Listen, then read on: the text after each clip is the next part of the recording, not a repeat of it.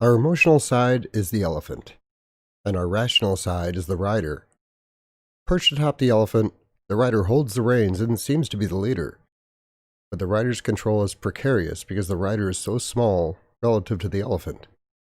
Anytime the 6-ton elephant and the rider disagree about which direction to go, the rider is going to lose. He's completely overmatched. This is grinding meeting 18. Elephants, their riders, and discrete reasoning. This is a quote from one of my favorite psychologists. Okay, I can't seem to confirm the stream. Okay, yeah, no, it's good. Jonathan Haidt, and it's height, not hate, height. There's some prominent people are saying it wrong, and I think I actually know how that happened, because height is referenced in a lot of other, or cited in a lot of other psychologist books, and most of those books got read by out-of-work actors who pronounced it hate. And then all of us who listen to the audiobooks, just like once you hear it a certain number of times, it's like really hard to change that. So I think that's how that happened. And he's got a couple of really good books. The Righteous Mind is kind of amazing. It's just, there's like different avenues of moral reasoning that people gravitate or employ. Like some people have, I'm not going to do it justice, but it's a good book. And Coddling of the American Mind. I'm sure it's a good book. I don't know. I hit a chapter where he kind of got out of his element a little bit and kind of made an ass of himself. But like all his interviews on, I still totally recommend him, and I still really like him because people screw up sometimes. All of his interviews on the Coddling of the American Mind. And if you read it, you're going to recognize some of what I talk about, because I've got a lot of psychologists that I like and I follow. I guess we don't need this anymore. Sorry.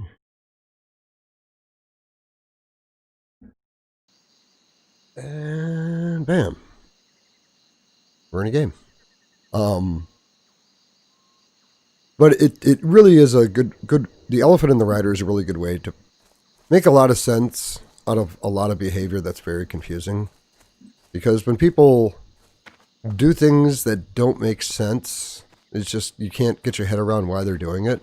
We kind of have a gut reaction to just, I think I'm actually going the opposite direction again. Yes, this way. We have this gut reaction to just say, well, they're crazy.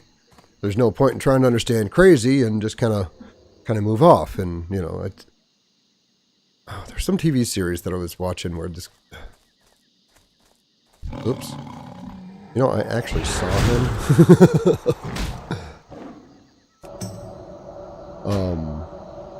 Where they have that about the guy who was interviewing serial killers. I don't remember the name. It seemed good. It's just like, it didn't seem like it was going to be good enough to go that far into the darkness. Not that I don't mind going into the darkness. It's just like, I want it to be a productive endeavor and not just a bummer. But yeah, people are like, why do you want to understand why? It's almost like you'll be contaminated if you can understand what a crazy person did, doesn't that make you a little crazy or something like that? It's almost like a contagion aversion.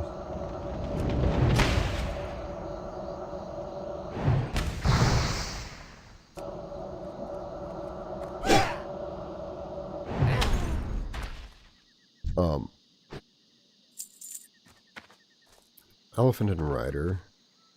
At any rate, and you kind of get an interesting look at how basically the elephant's rumbling around doing whatever the elephant wants to do. And for the most part, in most people, the rider is just there to smooth things over and kind of craft a narrative, because, I don't know, we don't like to think that we're just kind of like a passenger most of the time.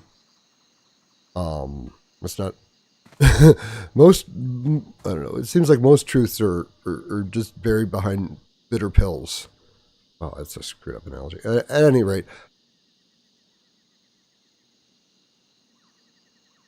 and a billion things I wanted to bring up. The funny thing is, I wanted to have a lot of good examples of behavior related to this, but God damn it, if aren't all my best examples aren't work related, and it's like I don't want to just get on here and talk about my work. But I think, oh, I can't believe I'm starting here, but the pickup artist community, where they've kind of honed the craft of, you know, hooking up with, you know, lots of women, competing with, you know, other guys doing the same thing.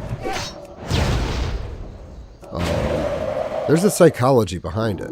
You know, I didn't really dig very deep, and I used to watch somebody who would criticize other people, and he went after somebody who was doing this, but I could tell, like, oh, there's actually a system here, and it's basically bypass the rider, because, like, if you can coax the elephant, the rider won't really have much choice but to go along with it. And basically, when you emotionally manipulate someone, it's like bypassing the rider.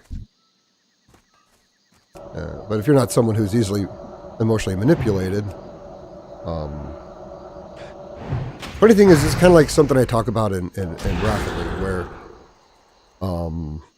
if someone's basically playing toxic, but they're doing it in a subtle way, and you kind of know that you're being taken advantage of, but like it's too subtle and sophisticated to like get your head around specifically what it is they're doing. You just kind of know that they're being a dick. Typically you're only aware of that because you start getting pissed off at them. But that's a very similar feeling to where if you're just playing bad and you're, you know, in either event, you're angry at yourself. And what I try to do when I'm talking about like Rocket League, you know, psychology of toxicity stuff, is how about I kind of document the things that people do so you can recognize them consciously, keeping that in the realm of the writer. And if the writer can see, oh, this guy's playing toxic, I either need to like kind of match his tone or I need to get out of this game, because if I stay, I'm choosing to let myself be exploited, and now I'm going to like myself less. But again, it's you want to keep as many things as possible. Some things definitely don't belong in the elephant realm, but you're going to do a lot better if the writer's making these decisions, because the writer's pretty sophisticated, but so many people are just riding around like they're elephants, like deciding everything for them. And like I was saying before, it's like the writer also serves as like a publicist or a press secretary or somebody. Like some people get to the point to where that all their writer is doing is just like trying to make nice with the people that got stomped on by the elephant. And then, you know, the writer still wants to believe they're in control, so that to also craft a narrative around how it's okay for them to be doing all these things, that if they saw someone else doing them, they would, you know, basically judge them very harshly. But they need a narrative so that they have an excuse to do this, like it's justified. And to bring up old things, like the simplest version of that is the people who ride blind spots while you're driving. The real goal there, which I didn't really figure out until recently, is they're hoping you don't notice them and change lanes, because then they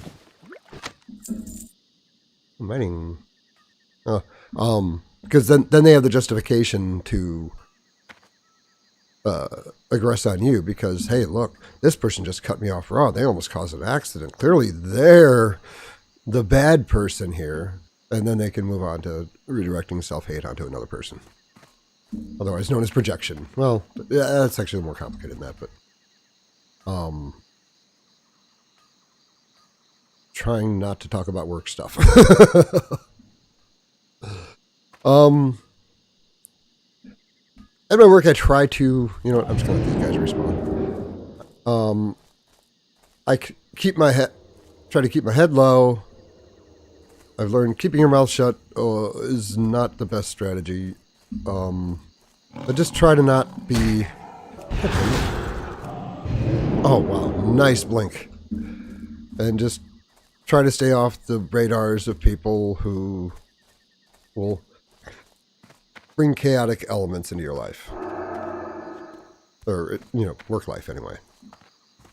And it works pretty good. But there are, it's a large place, and people are often wandering around looking for people to be dicks to. Would kind of be like the surface read, but usually what happened? Okay, basically, there are those people, and they're just kind of feeling around for who they can push around and how far. And when you recognize you're dealing with one of those people, you basically need to spank them. You take the newspaper, you roll it up, and you smack them on the nose and say, no, bad. But you have to do it in the fashion of making them feel stupid or uncomfortable in some way. Basically, you have to trigger enough discomfort to use Pavlovian conditioning on them. So they will not remember the event, and you could ask them about it later, or anybody could, and they won't remember ever interacting with you. But as they're on the hunt, that the memory, I remember, the rider doesn't remember. The elephant remembers. The elephant remembers, okay, when I was in proximity to that person, it felt bad, so maybe not. But there's a few that just, they say elephants never forget, but, there's jerks that, like, maybe once a year they'll come screw with me. And then there's a few people that, like, every few months, and each time it's like, no, bad. And then you don't see them for a while. But it's almost like they're going through, like, downward through a Rolodex of people that, like, a couple of times I was aware that, like, they had some kind of interaction that didn't go well for them right before that. So I'm wondering if they were just kind of like swimming in cortisol, and which is complicated. But they were just looking for somebody they could just go dunk on so they could feel better. And and occasionally they'll cycle back. There's one guy who's like, it's on like a weekly. It's weird. And oh well, I'm doing it. There are these two stations that pretty much just do all the parts for a particular process. And they have these set of stations that you go through. In this case, 5 of them. And those were the 2 that people hated the most. And I hated one of them with a passion, and the other one I really didn't mind that much. But the one I didn't mind much, everybody else hated. So there's some room for negotiation there, because you can trade jobs on an hourly basis. And then it's amazing how something good can throw something that's well balanced out of whack. So they finally acknowledged that the station that I really freaking hated was just overloaded. Just there are too many problems coming from it, because it's subject to other people screwing up a lot, and then it's hard to recover. At any rate, they finally said okay. So they moved part of the first station's process back to where the parts are put on carts. I feel like I'm describing a Willy Wonka movie. And then taken up the line. So now that is now the easiest station in like the group. And it threw because everybody has trades. People, for some people, like something that requires like upper body strength, like, typically, and we have a really diverse population. I mean, it's like almost America, except, fewer white people. And women typically don't want to do the stuff that requires a lot of upper body, because obviously that's just not going to work as well for them. But then there's some like tedious things that, guys with like 10 thumbs don't really like doing, and, the women with the smaller hands have a better time with. So there's, and different preferences, and people are nursing different like injuries and things. So, trading's pretty common. It's like a little economy. And this this jacked our economy up because now they're, and it's funny, the other shift figured it out right away. They're like, okay, they took one specific part of the process from the first station and moved it to the second. But this wasn't official. This is just the people doing the jobs making, just like an honorable agreement that, we're all going to do this. And they had it together within the first week. Okay. 3 months in, the shift I'm on is still having battles over it. Like, because some people didn't want to do the extra thing. They're like, oh my God, this is my break hour. I can spend 20 minutes of it on my phone now. And luckily there's, and then you have temporary people moving in and out, and it's hard to get, you don't want to be the guy that comes over and tries to convince someone to do more than they were told they have to because reasons, you don't want to do that. But then there's some people that just exploit it. And then, somebody who would, definitely, you could say pay it forward to the next station, the benefit you received by having something taken away from yours. But even nice people that would, definitely pay it forward if they were receiving it, keep getting screwed. And sooner or later, they're like, why am I bothering? So, okay, this was the setup. So finally hit balance where trades are worked out and how much is people are doing at each station, and you have a pretty good agreement. And then the weekly guy, for some reason, he'll pick these weird hills to die on.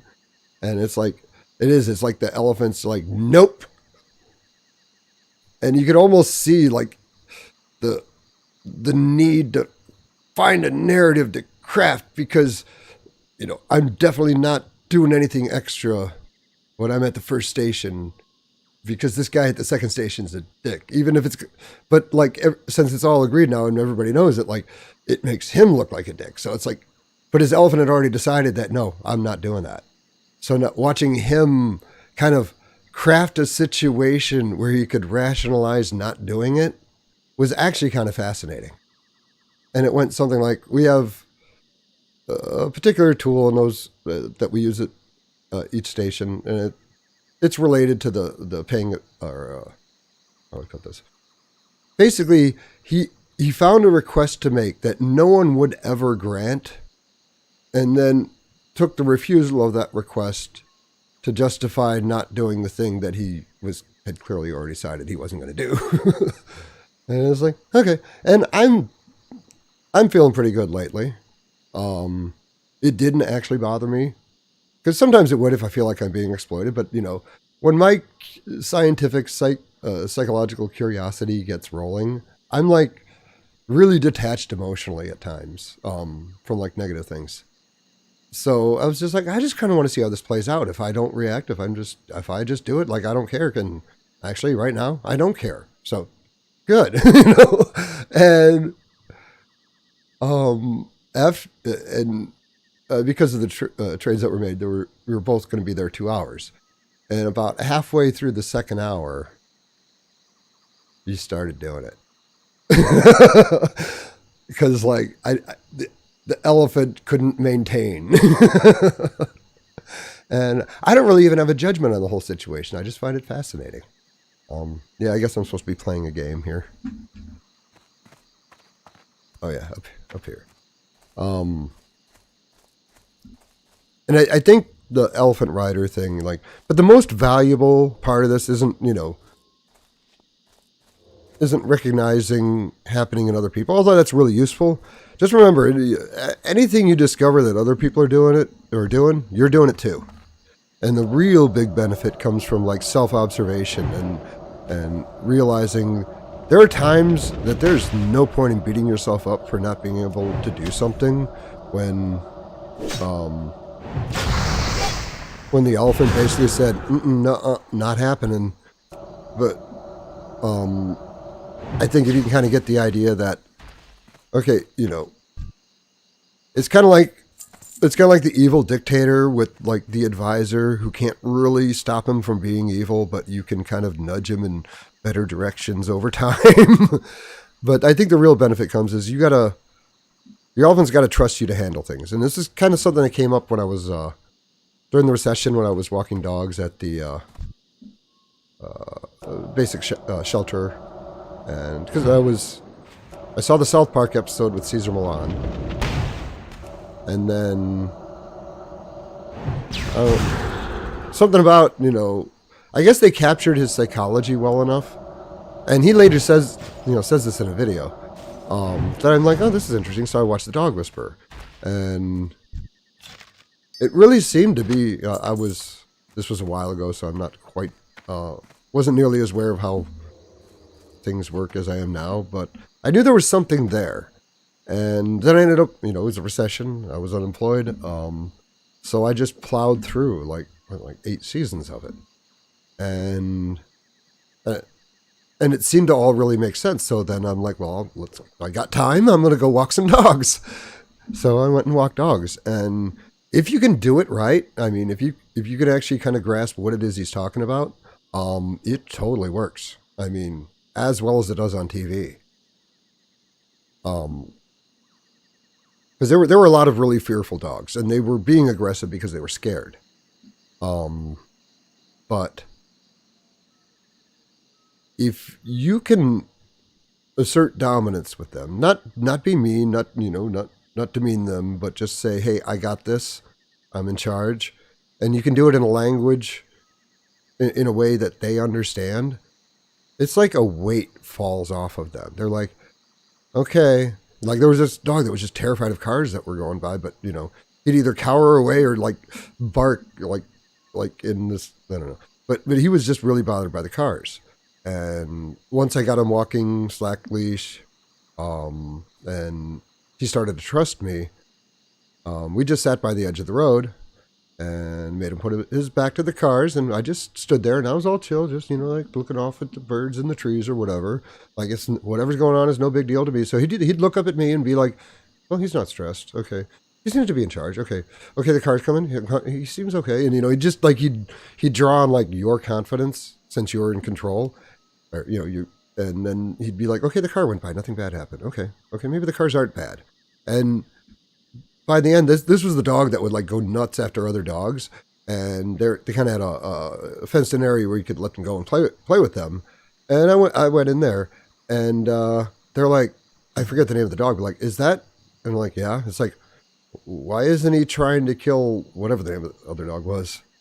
And at first he was like, oh, there's a dog there. I'm supposed to freak out, but this is the guy. I think he's got me here, And the elephant isn't going to trust you unless you're worthy of granting trust to.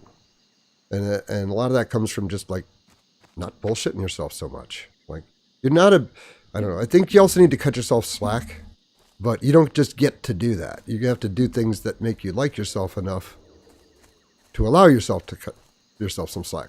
If that makes any sense. Like there's no free lunches, Everything has a cost. And most of it comes in, just enduring things you'd normally choose not to for, the benefit of you or someone else or just you in the future. So yeah, I think that's about what I want to cover here. Well, I thank you all for joining me. This has been Grinding Meaning 18, Elephants, Their Riders, and Discrete Reasoning, which I guess I didn't cover it that well, but it's just kind of the interplay between the elephant and the rider that we're not aware of, and basically everything the elephant does that we just take credit for later. But yeah, and discrete reasoning.